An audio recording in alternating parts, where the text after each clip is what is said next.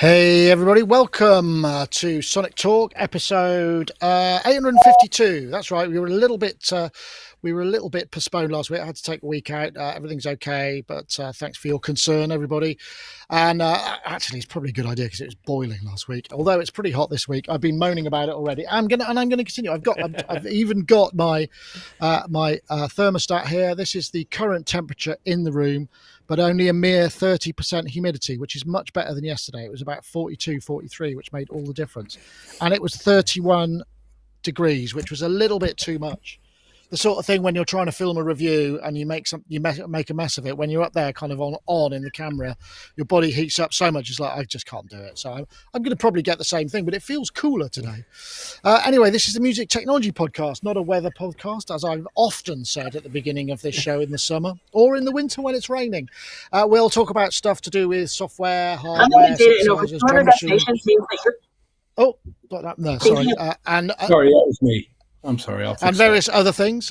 So before we get going, I'm just going to say we'll have a brief interlude from our Patreon. I just want to encourage you to join it. I know this ad is getting a bit long in the tooth because we've got lots of new stuff that you definitely want to check out. So if you are a Patreon supporter and you haven't been for a while, go and have a look. There's a lot of good stuff there. Back in a sec. It's 2025 and our Patreon keeps getting better thanks to our supporters. Thank you so much. There's ad-free versions of... Oh, got that wrong. Do it again. Sorry about that. It's 2025 and our Patreon keeps getting better thanks to our supporters. Thank you so much. There's ad-free versions of much of what we post on YouTube, Sonic Talk pre-show, Sonic Lab extra videos, the ever-expanding Sonicstate archives, including classics like the top 20 greatest samplers. There's Patreon Discord, a monthly hangout, the excellent members map, impulse responses from classic and unusual reverbs, and a growing collection of patches and samples in decent sampler format, including some great Moog Muse samples. In fact, the music you're listening to now by Paulee was made using our sample sets. So why not consider supporting us and keep us doing what we do? Head over to patreon.com/Sonicstate. As in the true spirit of Sonic Talk, there are still going to be a few technical gremlins. I blame it on the heat. All the connections kind of get it swell and expand. It happens when it gets very cold as well. That's what I keep telling people. It's got nothing to do with operator error and being flustered. Anyway, let's just quickly, while I've got a bit of housekeeping, just to mention a couple of things. Coming up, yes. Don't forget to check out the Carbon 8 review, 8X. Paulie did that review. There should be a couple of sampler instruments for that going up fairly shortly. I've also got in for review, I've got the This Is Not Rocket Science Bop and Steve, which is a really interesting module, which is deconstructed reverb. So it's got like a diffuser, a delay, which you could use for pre-delay, but that's also a fully featured echo, plus tails, plus 3 stereo pitch shifters. It's kind of like a very interesting piece of equipment, and sort of has lots of uses sort of outside. It happens to be Eurorack, but I could easily put it in a little case and use it as an effect arm. There's lots of ways you can modulate. Anyway, do check out that. That'll be coming soon as it gets cool enough for me to actually be able to pull off a review without losing my mind. So let's get on to guests. It's funny, summer is often a sort of fairly quiet period. Everybody's touring or, working or on holiday or looking after the kids, whatever it may be. Yet today we have a bumper amount. I'm going to start with our most regular guests and then I'm going to branch out from there. I think that's what they call a tease in the trade.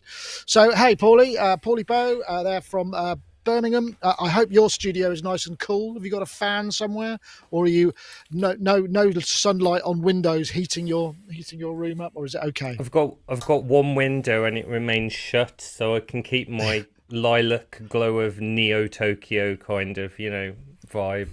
So I can forget I'm in the middle of Birmingham. No, I'm all right, actually. I've been eating loads of ice lollies. I don't know if you've got a favourite, Nick, but I love a jubbly, which is like a real hard-to-eat kind of pyramid of ice. But it's great. Oh, and I don't know. Anything cool will be fine. Anything I can't think of anything day. I don't like. I don't like anything with coffee in it much, but everything else is pretty much fair game. I can't think of a coffee ice lolly. That would be a bit weird, wouldn't it? I hope you're well. Have you bought any? Bought any I've been gear pretty recently busy, that of you course. unwise choices?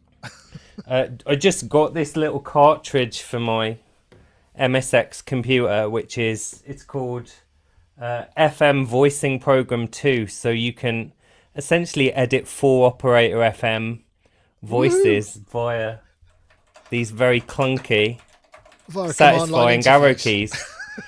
So that's really, really cool. And I've had an idea. I had a brainwave at about 2 or 3 o'clock in the morning. Why don't I try and MIDI as many of these vintage computers together as possible, and then I don't know, do a do a performance and film the performance? I think that would make a good YouTube video. So You I'm could be gonna try and timbral. work out how to do that. Interesting. Okay, well, that sounds Basically. like a good thing to do in a darkened room during the summer. I mean, why not? It's perfectly reasonable. Anyway, lovely to have you, Paulie. We've also got, hey, ladies and gentlemen, it's Rich Hilton from the traveling disco band Chic, who you may have seen on stage. I mean, there's a fairly high chance, Rich, that one or many of our audience will have seen you this weekend, because the audience at Glastonbury was so massive, and there were 200,000 people there. I mean, what a buzz. So you're off stage, but I guess it's like that every weekend for you at the moment with festivals and playing for Chic, right? Oh, you're muted. Take a drink. Hooray! Sorry, I was trying not to be, disturb your flow. That's all right. It's way more than every weekend at this point. And we've just done 5 in a row in 4 different countries, and today was a travel day, and tomorrow starts 4 more in a row. So Wow. it's great fun, but it's not a vacation. No, I would agree with that. It was interesting. I have questions, and maybe we can get onto that in a bit. I'm just curious about the mechanics, because for many of us, I was watching Glastonbury backstage, and I've worked at Glastonbury, not on the main stage, on smaller stages. I'm just curious how things work from a technical point of view in that way. But it looked like great fun. My daughter was there. She sadly missed you because she was working, but a lot of her friends saw it, and it was hailed as one of those defining gigs. I mean, it's happened before at Glastonbury where you've played, everyone has gone, wow, that was the best thing. Did you play last year, or was that your first time? I'm sure you've played at Glastonbury before, right? We played last in 2017, and before that in 2013 on the West Holt stage. Yes, that's our history of Glastonbury. And wow, for some reason I thought it was more regular. No, I think not usually. No, not for us.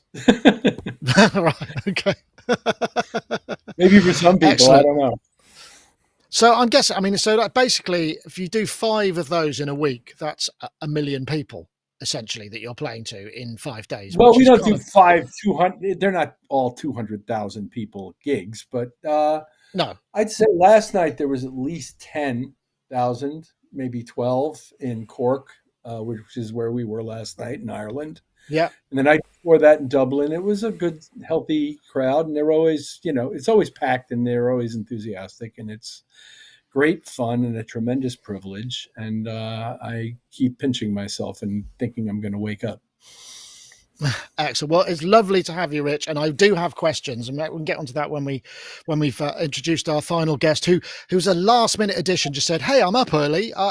Is there a space?" And Charlie Clouser, everybody. Hey, Charlie, how are you?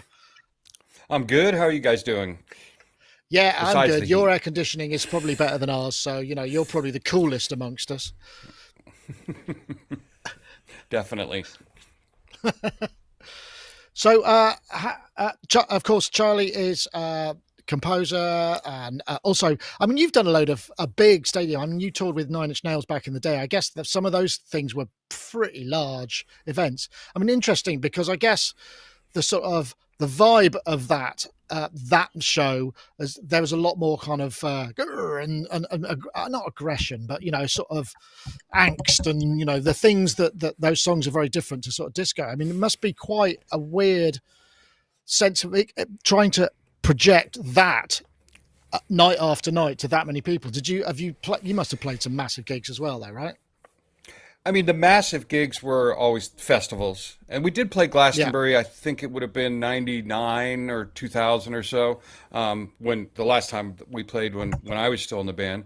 And And a lot of times, on the only downside for us for playing festivals was, depending on the lineup, we might be actually playing it, before the sun went down, which is not exactly compatible with the Nine Inch Nails vibe. Like we needed darkness and lots of fog machines, which of course when it's your own gig and you're in an arena or a shed, that kind of thing, and you can control the start time and how many fog machines are running at any given moment, then you're fine. Interesting. But if you're playing at 5 p.m. or something on a lineup that's just positively stacked with bands, I was just always of the impression that like Nine Inch Nails should be playing in almost total darkness. And they're out right now. They're actually over in Europe right now, and the iPhone videos and stuff that I've seen from their current tour just looks freaking fantastic. And they're as usual, their production and the way they've got sort of a B stage that they start the show with the electronic artist Boys Noise, and that Boys Noise plays for a while, and then members of Nails slowly filter out to this little B stage that's out in the audience, and there's a Boys Noise Nine Inch Nails techno industrial moment for a little while, and then they transition to the main stage, and just the production looks fantastic. Even for non-Nine Inch Nails fans, it's worth checking out. So look them up on your favorite video streaming site and look at all the audience videos, because it's quite impressive. They will be returning to the States in late summer, early fall, so I'm looking forward to seeing them at I think it's the last gig of this tour that'll be in Los Angeles. So I've got to sort of bide my time until I get to see them play in my town. I've never really thought about that, but I guess if you're doing your kind of own headline tour, and then there's festival gigs sort of in it, which I guess must happen from time to time. Yeah. The control you have over your headline sort of thing, which is like you say, the time you go on, the kind of, the way that the intro's done, the lights, the things, all of the things that help you make the show, it must be quite off-putting, or kind of, at least when you're not used to it, it's quite difficult to sort of suddenly go, oh, we're just going to get on stage and play. And I suppose if one was an insecure artist, which of course goes with the territory, right? It must be quite stressful sometimes, because then you think, well, these moments in the set that I knew were bankers, that maybe had to do with not just the music, but the whole atmosphere. I can't rely on that part of it now, and we've got to sort of go back to first principles. It must be quite scary sometimes. Did you find that with the stuff that you were doing sometimes? Well, the only downside to the festival thing is you couldn't have this sort of 15-minute long open tape that was sort of backing music with this ominous drones, and then this giant bell tolling sound would start hitting, and then the house lights would drop exactly in time to the first bell toll, and you had this whole choreographed intro tape where, of course, we're just standing backstage tapping our foot waiting for this thing to roll until the first song would begin. But in a festival gig, not only do you have sort of shorter set times, so you can't use up 10 minutes of your set time with this glorious choreographed ramp up that precedes your set, but so you do have to kind of just run out and go 2, 3, first song. And that was it wasn't off-putting from our end, but it did kind of reduce the adrenaline factor on the part of the audience, I'm sure. Interesting. But the upside is there's a lot of people at a festival gig that didn't necessarily come to see your band, and they may have been, sort of trapped in the pit because the band they did come to see either just finished or is coming on next. So it is something that, despite the downsides, is great for audience building and expanding the reach of your band to people who might not necessarily be fans. And hopefully they come away going, well, I didn't go to see that band, but I came away a fan. And if that happens to some small percentage of the audience, then you win, Yeah, no, that's true. I know, Rich. I mean, I guess Chic don't have any singles out or albums out at the moment, but I mean, you often see that kind of effect, don't you? I mean, they might well be, if there's a greatest hits or a sort of compilation, things like Glastonbury you can chart and hit number one again, like straight after these things. It's really amazing. It's a very powerful medium, particularly Glastonbury because of the televisation, I suppose, right? I would think that's possible, sure. And point well taken, Charlie, about the difference between playing to an audience that's come specifically to see you and an audience that hasn't in any context, whether it be a giant festival or you're an opening act or you're playing a corporate gig or any number of situations where there's a difference between playing for people who specifically come with hard tickets to see you play and people who haven't. Yeah, no, it's interesting. I mean, I know. I mean, I think the thing is also with festivals that the whole you to shine at festivals, you sort of have to have your shit together as an organization. You need to be able to show up and literally be ready to hit the ground, because if it's your first big festival gig and perhaps you've been used to sort of smaller ad hoc events, it's really hard. I think it's really hard to suddenly go, okay, line check, go, everything is ready to go. You don't get that sort of prep stuff so much. I mean, I don't know how it works. I mean, we'll talk about that in a sec. What I'm going to do is I'm just going to play a message from our excellent sponsors, and then we'll come back and discuss that, because I think it's fascinating, the sort of mechanics of how these things work, because we don't often get to see behind the curtain of these sort of events. Okay, here we go. Yep, Nectar flash sale. Don't forget, this starts today, or started yesterday, July the 1st to the 15th. Nectar 4 boasts a complete set of tools for mixing, producing and designing vocals. Explore new modules like auto level for consistency, voices for layering, backer for background singers and vocal assistant for easy and powerful processing. Unleash a suite of powerful plugins for complete control over your vocal sound with smart tools for pro vocals. The offer is 50% off Nectar 4 Standard and Advanced right now. That runs till July the 15th. So do check that out at isotope.com. Okay, right. So yeah, okay. So take me for you arrive on the bus, Rich. The bus is coming to the gate. You get in. You don't arrive on the bus. You don't arrive on the bus. The bus can't get anywhere near the bus. You don't want it there. So generally speaking, if you're busing, you've been dropped off somewhere else where you're meeting some V-Class or S-Class vehicles that are taking you in. But carry on. So presumably at this point, let me just get my let's get our two shot up.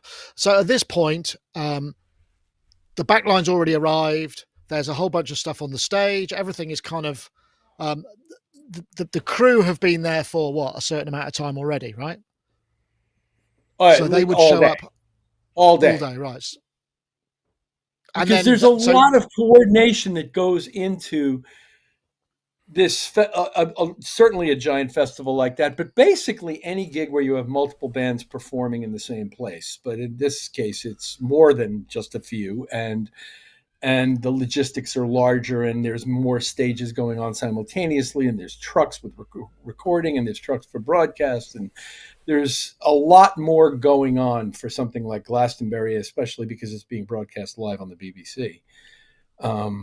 And the BBC is aces as far as dealing with technical stuff, either in this case or any time we've ever done TV with them. It's just stunning what a well-oiled machine that is. Yeah, I mean, they really do the business. I mean, and particularly for Glastonbury. So, okay, the band arrived. The crew have been there for a while, and what are they doing? Are they putting the kind of kit on wheelable risers and things that can just kind of be wheeled into place? I'm just curious about the mechanics, because presumably they are. Yes. Because when we arrive, that's all done. But the honest truth is, I haven't been there to watch what they're doing, but I can surmise what they're doing from the result, which is stellar in the case of our crew. I mean, and I'm sure Charlie's crews have been just as good. Everything is incredibly reliably connected, placed, accommodated. Whatever you're used to drinking is there in whatever places they're supposed to be. Everything is being done to make it easy and comfortable for us as performers, and that's a blessed way to perform for people. It's just when you don't have to think about anything at all except your ability to play the show with these wonderful people you're getting to play with. That's really an incredible situation. Right, I'm curious. So, do you know what the situation? So, that presumably whoever's doing the monitors has a recall, whatever, for the monitor desk. I mean, I guess they're sort of specific. Do they have different flavors? So it's like, well, we're used to using a car wreck, they're used to using this. You just bring your show on whatever format, and they'll have the right desk there. Or is that part of your rider, or do you know how that works?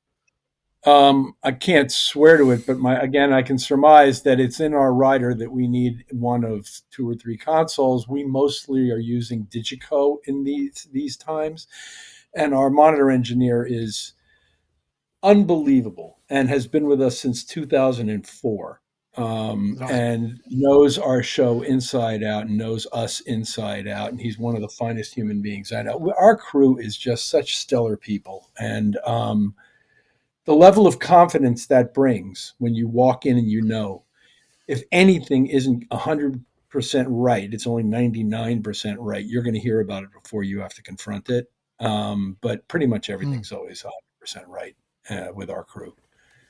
That's excellent. I'm guessing you probably have the same experience, Charlie. I mean, so in this. When you're doing multi-band setups, it's like, you go and everything's sort of in its place. But I'm just sort of curious about the mechanics of how that happens. So it's like, wheeled risers, whatever, rotating stages. I've heard about that sort of stuff as well. There's all kinds of things. I mean, no sharing of drum kits or any of that kind of business. It's just everything is somehow put together, and there's enough stage space for people to be wheeled on and off, on left, off right sort of thing, however that works. And we've done kind of all 3 versions of the logistics. Version A, the sort of simplest, is where there's one stage, and as you said, things are on wheeled risers, and there's a bit of a changeover time where wires are connected, all the cabling's done, and they sort of, band A goes off to stage left, and band B comes on from stage right, and they just kind of move everything across. And there was a set of festivals we did in Australia, the Big Day Out festivals, which at the time, the main stage where we were playing, they had 2 that were side by side, so that they could just, when one band finished on the left-hand stage, then within minutes, the next band could start on the right-hand stage. And then they had the entire duration of one band's set to strike and set up the next stuff on the stage that wasn't being used. It was a little bit odd for the audience because they'd sort of, if they were at the rail for band A, then band B would start and they're 60 feet to the left, and there was a bit of a shuffle going on in the pit. And recently you mentioned rotating stages, and last year I joined the band Ministry for one performance only at this festival out at the Rose Bowl here in Los Angeles. And they did have the rotating stage mechanism where there's a sort of big round disc basically with a backdrop. And as one band is playing, they have the entire duration of that band's set to set up, to strike the previous band and set up the next one. And then when it's changeover time, it literally happens in 30 seconds or something like that. And the entire thing just rotates, and you're all line checked and good to go. And as soon as the disc stops rotating, they can hit go, and away you go. And that was surprisingly, I was surprised that there were no snafus. It worked beautifully, and the audience can stay at the rail or in the pit, wherever they are, and they don't have to go running from stage to stage to see the bands they want to see. And it was surprisingly awesome. Obviously, mechanically very complex, but you wouldn't want to drop your phone down the gap or have anything kind of rolled over or trapped. I mean, it must be quite a lot of health and safety issues in a situation like that, I'd imagine. But oh no, my guitar's still attached and it's being dragged round the corner and now between us gap. It's like being there must be things, but That's an interesting one. Have you seen anything kind of any other variants on that yourself, Paulie, when you've been to any gigs? Or, I mean, because I'm only going by what I've done in small, because most of the stuff that I've done Sure. has been, I worked at Glastonbury for a while, and it was the acoustic stage, and it was just one stage, and it wasn't really, you didn't have a front back. It was just one band on, one band off, and we had a changeover, and it was everything, it was down to then just making sure that you got your 5 DIs. So you just have enough things, and you go, which of these 5 DIs do you need to plug these things into? And it's just so you got all your lines kind of working. But yeah, it's not quite. But Emon, we do that thing with the tables, which I think works really well, to be honest. So a very minor, it's a very minor version, but it's a similar principle. Have you seen anything similar, Paul? Yeah, it's kind of like just passing what you can pass from one person to the other, isn't it? So it's being as efficient as possible in these situations. My biggest sort of gigs when I was doing the band stuff was sort of theatre gigs. So there were times where they'd bring in things like, kind of like stage backdrops and stuff like that. And there was one gig where which I thought was really cool. The initial act was just a kind of solo performer. I can't remember what their name was now of their act. Doing, just some kind of controller and laptopy stuff. Then another backdrop. I can't remember what it was. One had like a kind of mystical cave kind of thing on it. That went up. Then a slightly bigger act, I think it was a duo, went up. And then when the last one went up, there was the drum kit. So my act went on with full band. So I thought that was a really creative usage of kind of a theatre, backdrop setup in order to do it. It wouldn't work with every bill, of course, because if you have 3 bands with a similar size setup, then you're going to need the whole stage for all 3. But I thought it was really cool to see. Nice. Yeah. Okay, so I'm gonna extrapolate this now. We've talked about how slick it all is and how it all works really nicely. So we've all probably had those anxiety dreams when you're on stage and there's a 1, 2, 3, 4. You're standing in front of an instrument. You don't even know what it is. You don't know the music. You don't know the band. You realise you can't play it anyway. Those are my anxiety dreams anyway. So in the situation that you find yourself in terms of performance, what's the thing you don't want to hear at any point? What's the sort of the one that makes you think, oh shit, this is going to be tricky now because of X or Y? What's the thing that would make you that gig more challenging for you? I mean, there must be a variety of all of these things, but I mean, you say your crew are amazing, but sometimes things are out of their control. I would guess as well. So I just wonder what's the thing that makes you go, right, okay, we'll just, and there's no. You're at a festival, you can't shift it because there's no leeway with these things. The thing you don't want to hear is nothing. So if everybody else on stage is starting to play and you've got nothing in your ears or in your wedges, that's when your blood runs cold. If you're meant to be hearing a click, or you're meant to be hearing the bass player start or something, and you hear nothing, everything else you can recover from. But hearing nothing in your ears or nothing from the wedges when there's meant to be something, whether it's a click or the rest of the band starting, that's when you start looking around and wondering if you've chosen the wrong profession. So, I mean, there must be universal signals for these, because I'm quite often watching when bands are playing and there's a thing that they do that, you can tell it's a signal to maybe the monitors or whatever, rather than just going, that there's something a bit more subtle and a bit more showbiz, a bit more sort of, we don't want people to know that things are going wrong. I guess I saw you nodding with that one, Rich, but well, yeah, at the base of it, if you can't hear anything, you're definitely feeling like you're screwed. But I could tell you what happened to me this week. Okay. They had this giant ramp down the front of the stage that I was going to be expected to get down while playing the guitar, mind you. And we're talking about 5 steps I haven't walked before. While playing the song, I have to make it all the way around the stage to this side platform where I hung out and played guitar for a minute. And then I made the left turn and I looked down those stairs and the voice in my head went, oh shit. And the first step was a little tentative and the next four were fine and I made it down.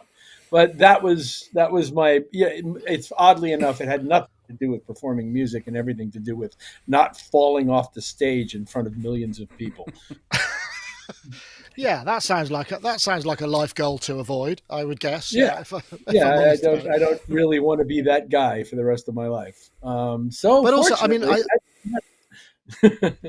and I suppose the thing is with when you're getting to the stage of touring and the levels of gigs that you two guys are talking about, and I guess with Paulie as well, you know, you rehearse, you get your stuff together. I remember when we first did our first ever electronic music night, and I had been talked into playing by Gaz, and I had that moment where I pressed the button and it just like, oh, nothing's working.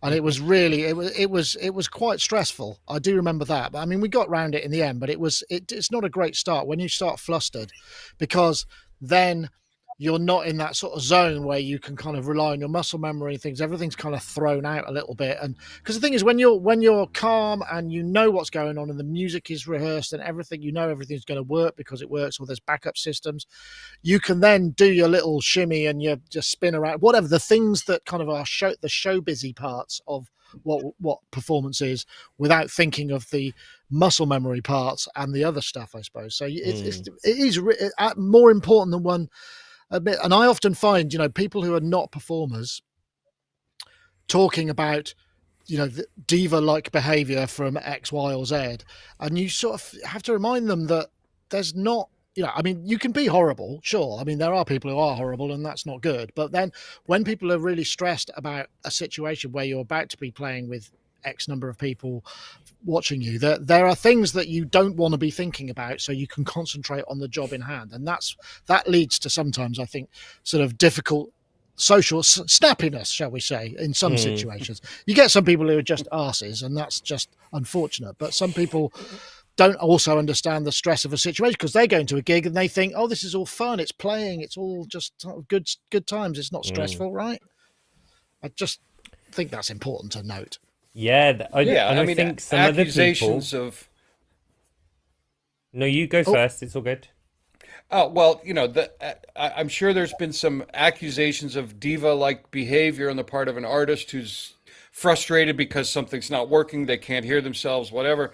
But to some degree, that's forgivable because that artist needs to convey how urgent the situation is to the crew members who are about to try to fix that problem. And, you know, you mentioned the sort of being able to signal your crew to what's going on without just sort of going like this. And, you know, we had a very established sort of sign language to how to do that, where, you know, if you wanted to say, I can't, my instrument is not loud enough in the monitors, you would say, you know, me up. And if you needed to hear more of the bass player, you would point to that person and say up. And while making eye contact with your monitor engineer. And likewise, you know, for instance, we had, you know, obviously in the Nine Inch Nails tours in the 90s, things got a little messy on stage. Instruments were flying around. Mics were getting tossed into the audience.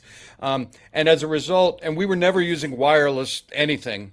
And so as a result, there would be 3 mics for Trent to use, with 2 as backups that were sitting next to the wedges with their cables neatly coiled. And they had little yellow tape around the base of the XLR where it goes into the mic. 1, 2, or 3 little rings of yellow tape. And so if one mic winds up in the audience, or Trent's used the mic cable to lasso another band member and pull them off their feet, then as the crew member would come out and replace the mic, he would make eye contact with the monitor engineer and tell him which mic was the one that was currently on the stand. So there was a little bit of sign language goes a long way when the fog machines are on full blast and mayhem is occurring on stage. But having that agreed upon sort of protocol and sign language with your monitor engineer beforehand Yeah. is pretty critical, you know. Absolutely. I mean, and as we know, I mean, good monitor engineers are always looking to make sure, they were. I guess. I mean, that's what I used to do when I do monitors. I look at people and sort of raise my eyebrows and sort of, everything's okay. I assume now's your chance to tell me, and that must be going on all the time because the different songs have different requirements and all that kind of thing, right? So I guess that's. Yeah. Sorry, Rich. In our show, there are prescribed moments in the show where he's going to check on you to see if everything's okay.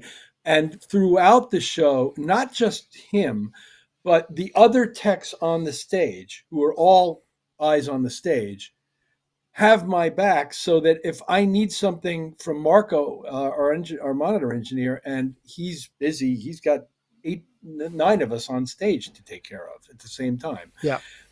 I can talk to the guy behind me who's got comms with the rest of the crew, communications. Right. And he will pass along my message. But it's almost, in our case, like I said, Marco's been mixing us for 21 years.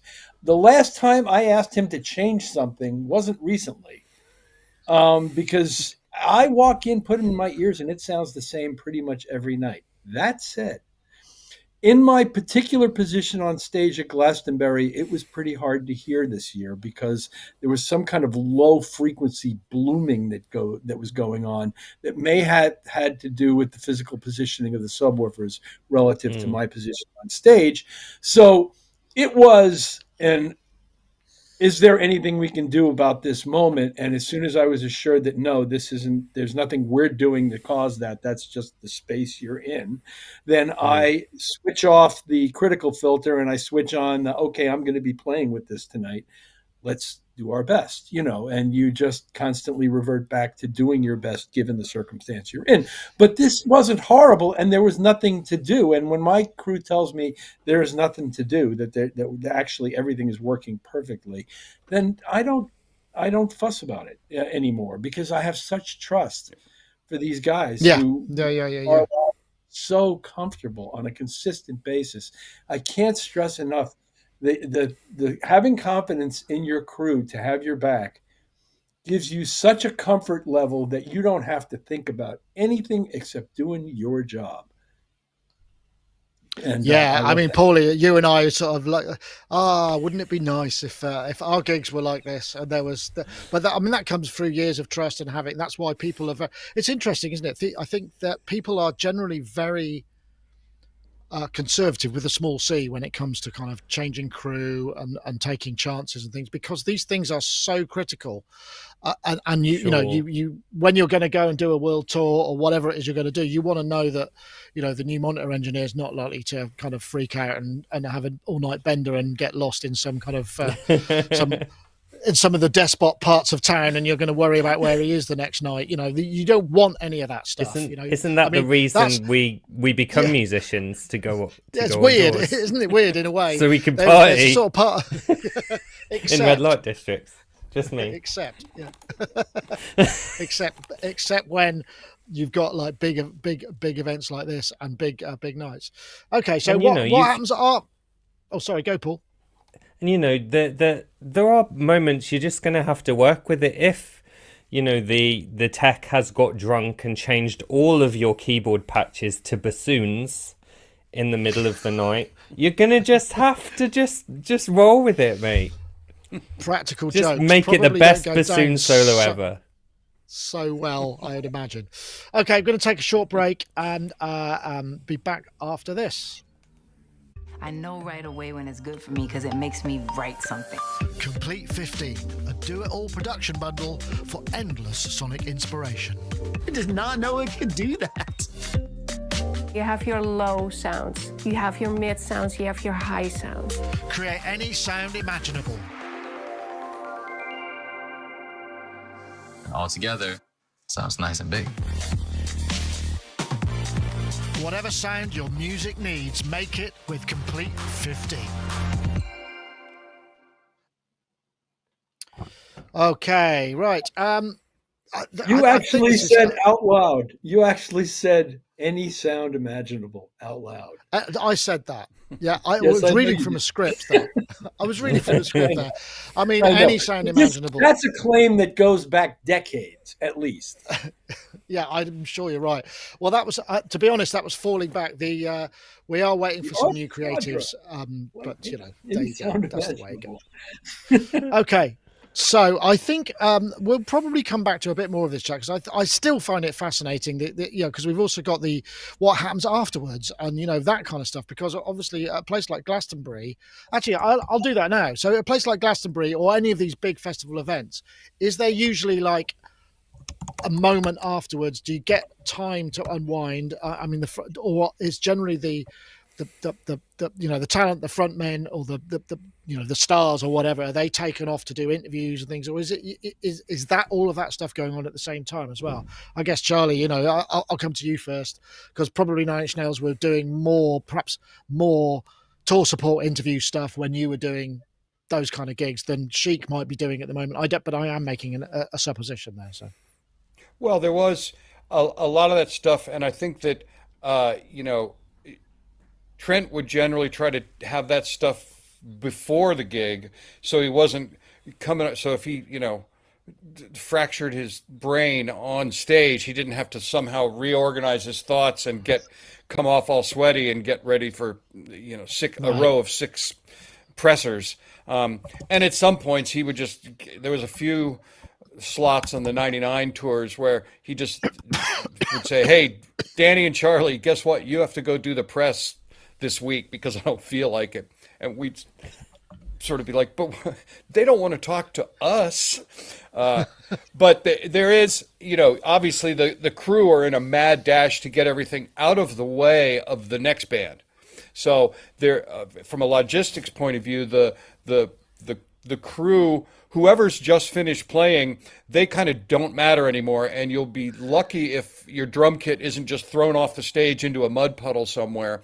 And so the crew really have to get their stuff off and out of the way. No time to sort of neatly coil the cables, just get it out of here and then deal with it. But I was going through some old home movies shot on the 8mm camcorder back in the day to remind myself of the logistics of some of this, because I was always interested in the production logistics and just sort of how the mechanics of the machine. And there was one video I had where we came off stage. I think this was a big day out at some enormous fairground, and we came off stage and Chemical Brothers were to be playing off in the techno tent, which was, 1.25 miles across this fairground.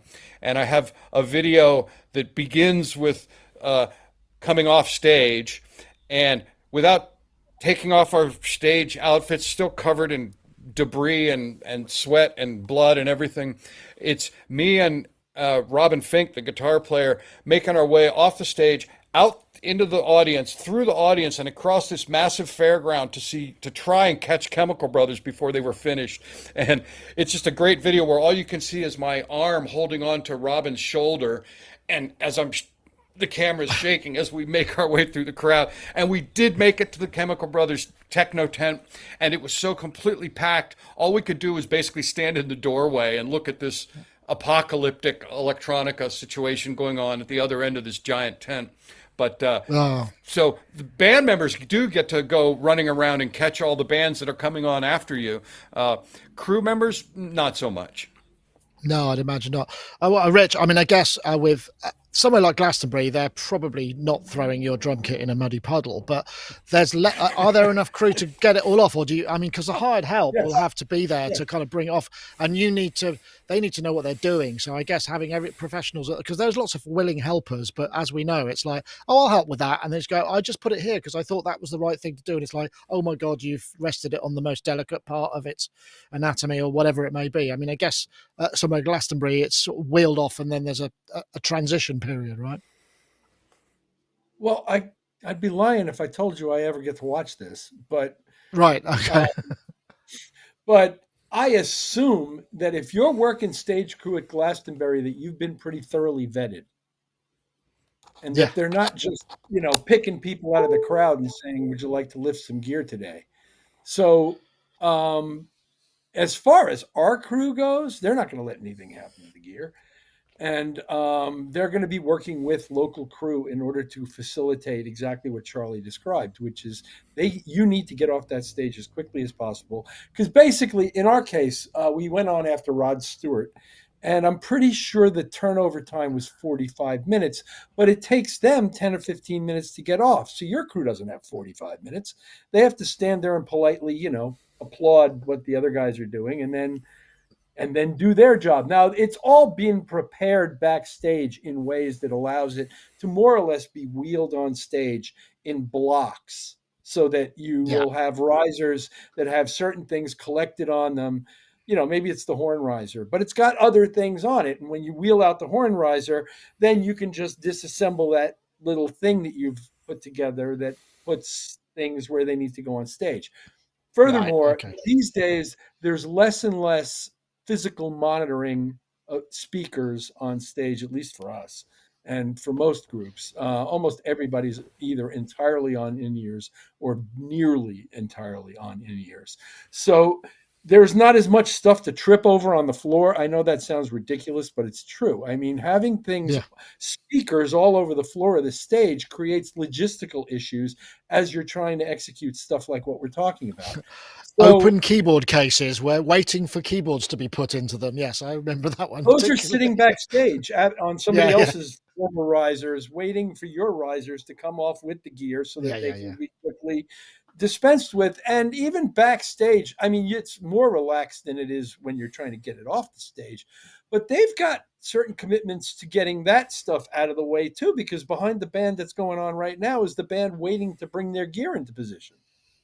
So it's a machine, and there are people who are specifically, their job is to make sure all of that stuff runs very, very smoothly. None of whom I see. Because, fair enough. I'm really isolated in the concept of. They're taking you to your dressing room where the M&Ms have been sorted thoroughly and all of that stuff, presumably. Yeah. That's such a great urban myth, isn't it? Because it's so indicative of what people sort of think is going on, and there are a number of massive specifics that people require, and that some are reasonable, most are reasonable, some are unreasonable, and I think some are unreasonable because people who tour all the time are probably just messing around. Just see. I wonder if that'll happen, if that'll ever turn up on the rider just for kicks, as it were. Well, sometime we can have that conversation, because I know David Lee Roth, and I know why it went into the rider, and I know exactly what the goal was of doing that. Oh, interesting. This wasn't just something he knew it would make a great urban legend, but that's not the reason he did it. Oh, and I don't know if we want to have that conversation right now, but I actually do know the story of the brown M&Ms. Interesting. That's very tempting. I feel like maybe we should cover some topic of the week, perhaps. Yeah, although this is absolutely fascinating. All right. Okay. Well, we'll hold that thought. Let's go for. I'm just trying to find it now. Let's see. It's this one, isn't it? So, Mood Pan. Does this possibly get the worst named product of the century? I'm not sure. Let's see. No.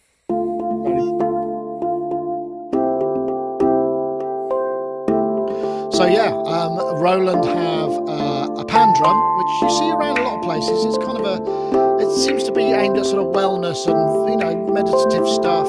But I have a feeling that perhaps there's some really good stuff in it. It's got pressure sensitive, it's got pressure pads, it's got Bluetooth audio, Bluetooth MIDI.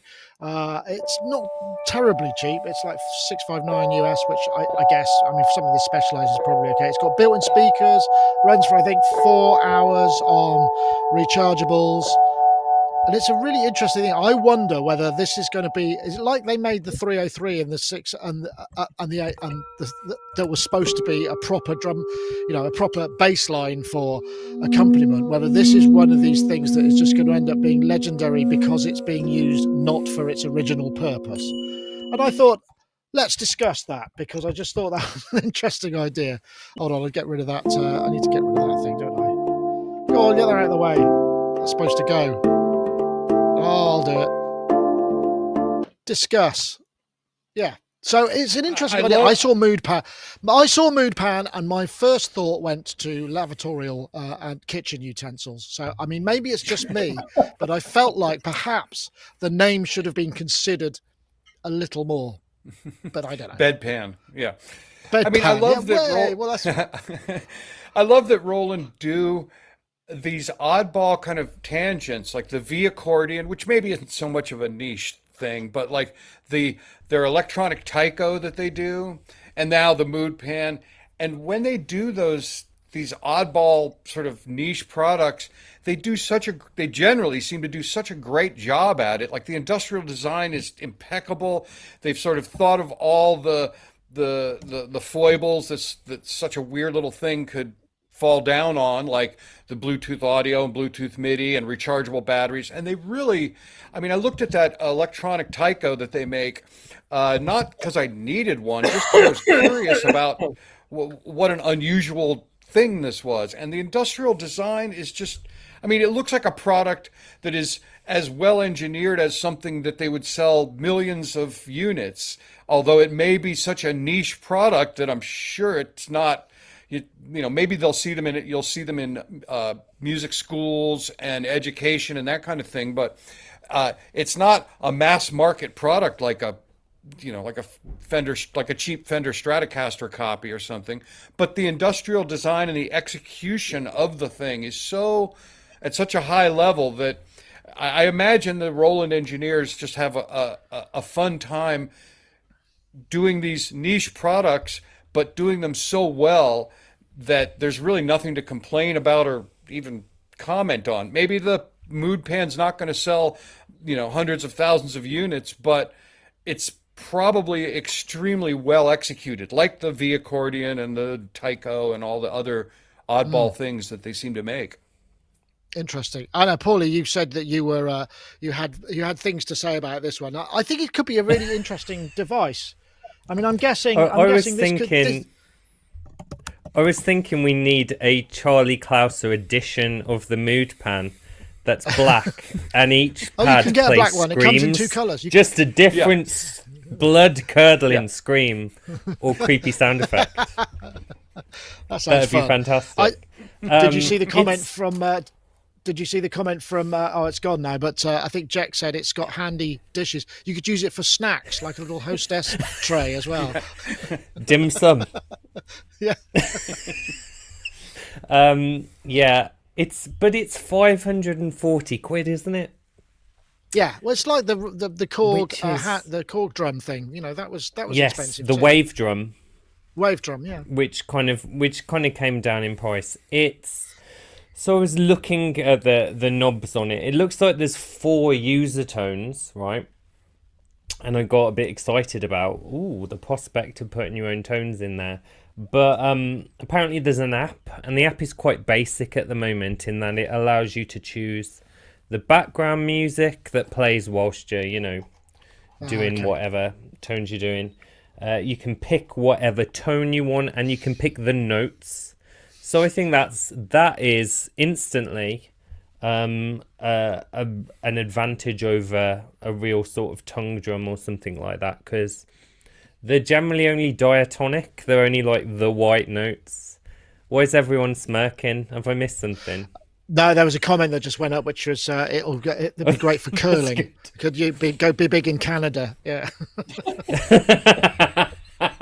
So I think with the MIDI and everything, it does actually have sort of a a kind of serious use, and it's got the sensors that you can slap it on the side, which seems quite kind of cool. It just seems very expensive though, 540 quid.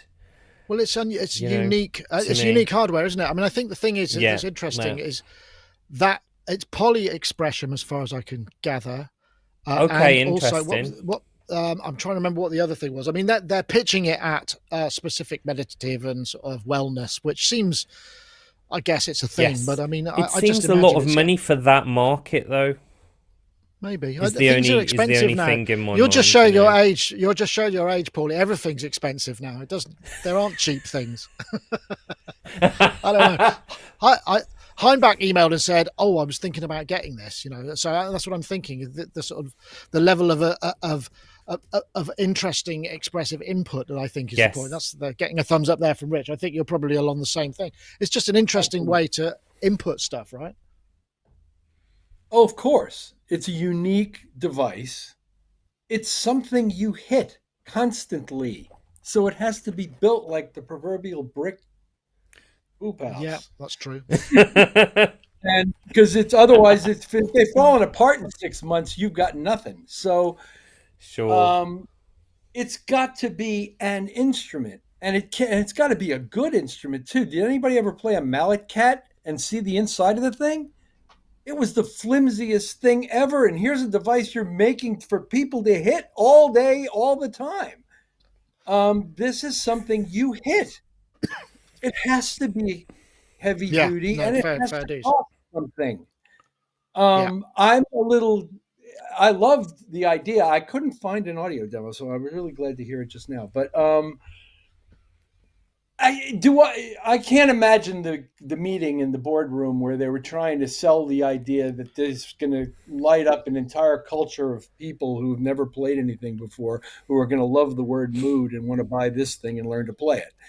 So I'm not sure about that conversation, but I give, like Charlie, a lot of credit to Roland for giving people the space to develop things like this that are not in any way predictable or down the middle of the road as a product. You're going out on a limb with a product like this. It takes some, cojones to do that, and I think that's a really admirable thing. And I'm going to say it. I'd love to play one. Yeah, I'm going to say I'm slightly disappointed there's no D-beam in it, because I think that could actually be useful in this instance. I think it actually could. The whole thing is sort of a D-beam in a way. I mean, I suppose it is. Yeah, no, you can. I mean, about the notes, you can. I think you can assign whatever your notes and scales you want to the thing. I mean, there's a dial on it for types of scales, but I think with the app you'll probably be able to do so. Anyway, I mean, yes, you can do I think the totally consensus is. I'd be interested in the sound capabilities and the variant. Yeah. In other words, if it's not doing nothing but playing 12 sample sets, that's not that interesting to me. But if they give you some possibility to make sounds of your own, or make the sounds that they've provided have variation in meaning, then that would be really nice. Yeah, I think that's probably true. Well, anyway, I suppose good for Roland to do, like we say, do something sort of slightly outside the box. I just think the name is weird to me. I think there's, but that might be just by my British toilet humour. I can't suppress it. Okay, there was. Let's see what else. Oh, we got. Let's have a look. There's the GForce one in there. The GForce. Yeah, let's do the GForce thing, because it's their first ever. Original instrument, which is kind of quite a big deal. So this is called Galaxy. Sorry, Halogen. I beg your pardon. Halogen. It's I believe it's like 2 operators, but I think there's more going on than that. Yeah. So the idea is it makes FM accessible, which we've seen before. It's not a new thing, but this is kind of slightly new interface. $33 till it's 66. Aimed at making FM approachable and fun. So, and this is kind of, like I say, it's kind of a big deal for the fact that GForce haven't done, oh, for Christ's sake, haven't done an original instrument before. This is actually, so it's a really big deal, because most of their stuff has been emulations, as we know, and they're very highly regarded for that. So this is kind of a big one. I've not tried it. I haven't had a chance to download it yet. Has anyone? Paulie, have you had a chance to listen or play or explore?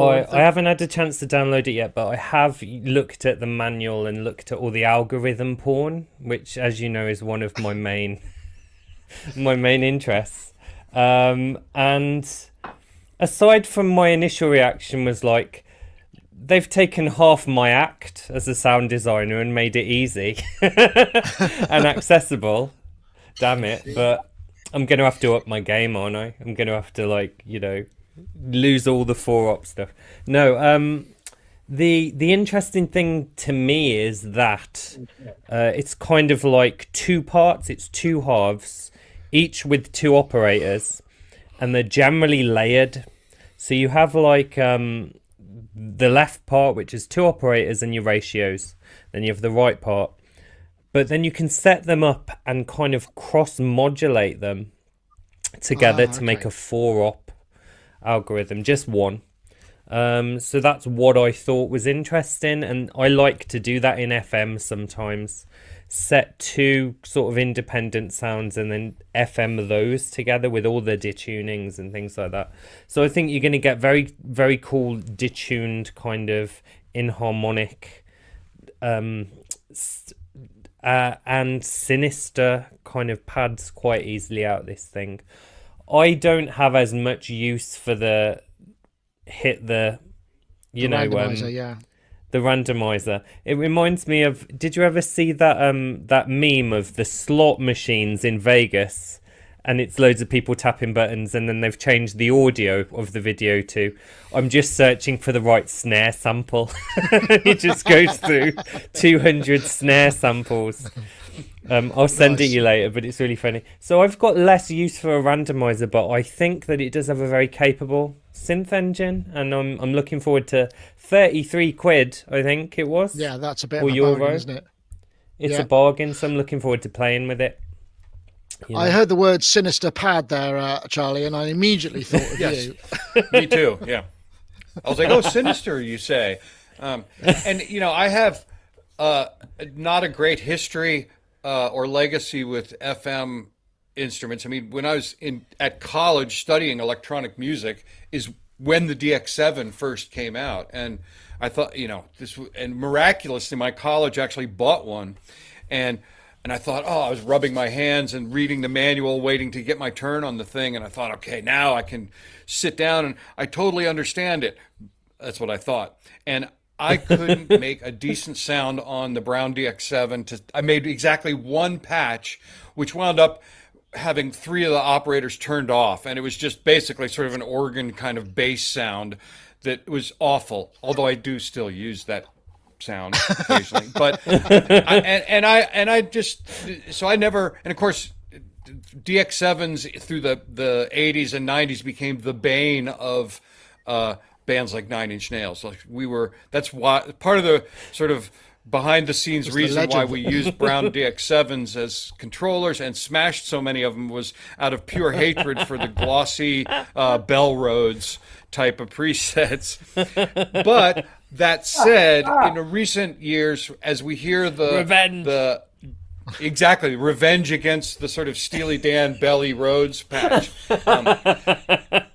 But in recent years, as other developers have picked up the torch for FM, you know, starting with Native Instruments and FM8, and then more recent takes on that, I realized that with a different user interface, there is some usefulness for the type of stuff that I would be doing, but it's usually like programming on FM8 is not much better than programming a hardware DX7. However, this GForce instrument does look a lot more sort of approachable and visual and less kind of numbers and sliders. And so I may have to give it a try.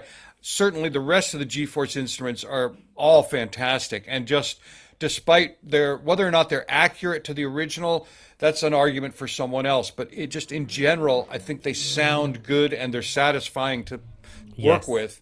So I'm encouraged that this would also live up to their standards. Yeah, definitely. It's interesting, isn't it? I mean, I think I've just been playing with the Op6 again because I needed something to go into the Bop and Steve, and I ended up using the Rhodes patch just purely because everybody knows what that sounds like, and then so they will then hear what the reverb is like and the effect. I don't know why I did it, but then I found there's a patch in there called Jazz Bass, which is so fantastically good fun to play. It's like a sort of fretless bass, highly compressed, but really just it's beautiful. Hopefully I might end up using it in the final review. I don't know, but it's kind of fun. I mean, I know, Rich, we've talked about FM synthesis and its immediacy before, I'm sure, many times on this show. I mean, it's something that, you know, once you get your head around, I guess it's fairly straightforward, but it's not an immediate thing. So anything that helps is probably pretty good. Well, it was never straightforward for me either, as far as programming it goes. But I did find uses for it, and as much as I didn't play that Rhodes sound, I don't think it offended me quite that much. Um, To smash it. um, to be fair. But what I do like about FM is the fact that it distorts really well. And you can make it cut through a thick analog soup in a very frequency specific way that doesn't identify it as Bell Road sound coming from a DX7. I kind of like the way it's very mid-range focused in its audio presentation. As far as programming the thing up from scratch, I can't say I had a whole lot of success, though I did get to a point where I could modify things or combine things in a way that made it useful to me. And I started to like the products when they got to like the rack mount TX802 one, which was a two rack space thing that had 16-bit FM. And there are certain kinds of sounds that it's just very well suited to. But if you judge it on a scale of 1 to analog, it's nowhere. Yeah, I guess so. That's it. There are, I mean, as there's many people. I think Manny Fernandez, of course, is a great exponent of FM, and I think he may be in the chat, Dr. Synth, at the moment. Hopefully, but we see him quite regularly. So yeah, I mean, there's quite a bunch. I don't know, Paulie. What were you about to say? just to cap it off, I think if you get this product, it is called some of the FM kind of jargon different names. So I think if you actually use this for a while, it is kind of, although you have to relearn a couple of the bits of language, it is a good kind of first step into FM. I think with FM there are two things which make people turn off straight away. One is the envelopes. You don't get an ADSR on a DX7. It's all level and rate and carving that stuff out. That is enough to make most people go to run to the hills just on its own. But then the other thing is visualizing the algorithms and what they do. And there is actually an easy way of doing that. And I'm thinking of doing a video on it. Just to show almost, and I'm thinking of doing it in a really kitsch kind of 80s those 80s VHS synth training videos you used to get. Absolutely. And I'm thinking of calling it like FM Club or something, and being like, hello children, today we're going to learn about FM or something like that. It'd be quite funny. That sounds good. Yeah, I think the envelope thing I would agree, because I was playing with the Op6 and I'm like, okay, I need this whole sound to have more release, and it's like, yes, there's an envelope for every operator. I can't just make this sound longer.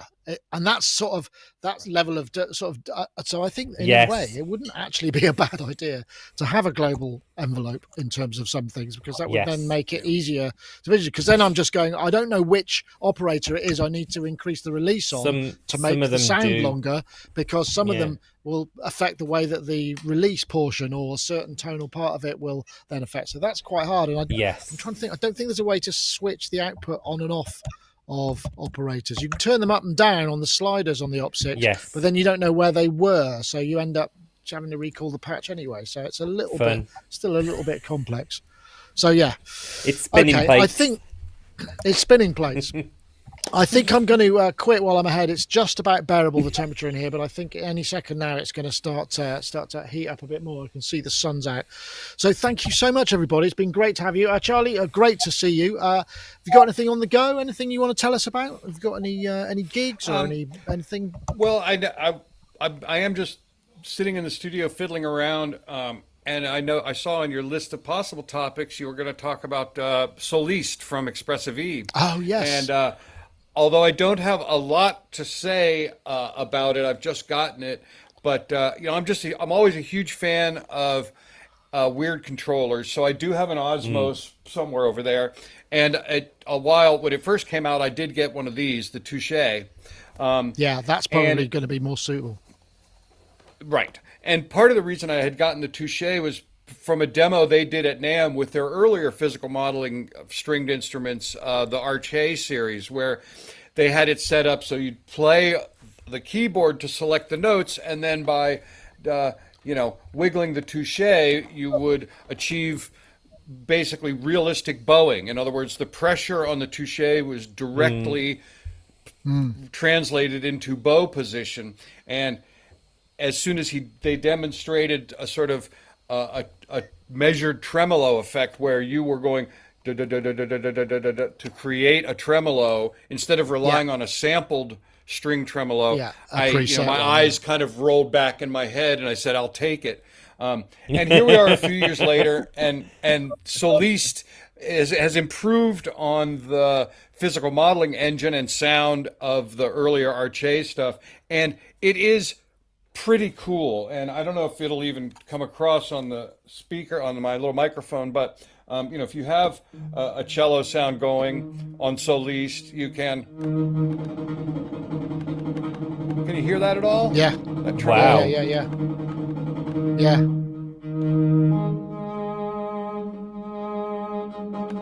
I think because I downloaded this and I tried it out with the Osmos, and I found that with the Osmos, I felt like I needed a much higher level of skill than I could apply to be able to get that level of expression. So I think using the touche might be a better approach for those of us who don't want. Rich, you might find it easier because you've put a lot of time into the Roly stuff, so you've got a certain number of dynamic kind of moves that I probably don't. But it's an interesting, and it's only mono these instruments as well, aren't they? The Soliste. Yeah, interesting. Yeah. So, well, that's something good to check out. I mean, there is a certain sheen on the tone of the Soliste and the earlier Arche instruments that is that sort of weird stationary flange type of tonality that you get from a lot of physical modeling type instruments. I mean, going all the way back to the like Yamaha VL1 and stuff. There's a strange kind of stationary phaser kind of effect that if you prick up your ears, it really kind of and can be difficult to alleviate.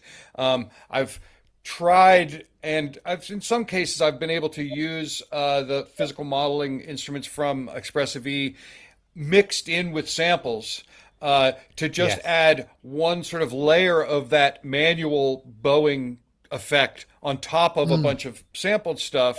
And with an afternoon of fiddling around with match EQ and small room simulators and stuff, I was able to kind of reduce that sort of stationary flange effect that a lot of physical modeling instruments, not just the Expressive E stuff, but the sort of the whole category seems to have. It can be a bit of a circular journey as you apply match EQs and other things, and you wind up improving one part of the sound and worsening other parts of it. But in general, I gotta hand it to the Expressive E folks for not just making a weird controller and saying, well, have fun with whatever instrument you're going to use this with, but actually making a sound engine that responds well to their input device. Although I think what you said, Nick, is that is absolutely correct, that things like the Osmos and the Touche quickly reveal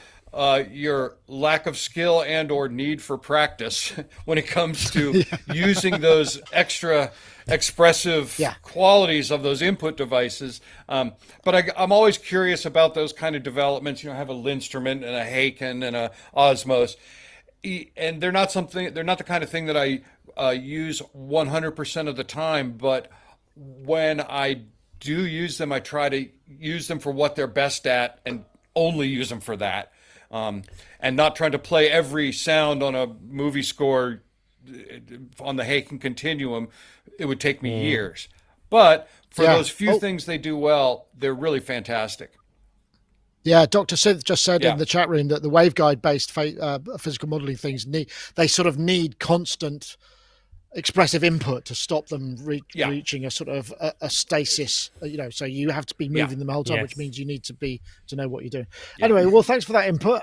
Rich, where are you playing next? What's your next gig then?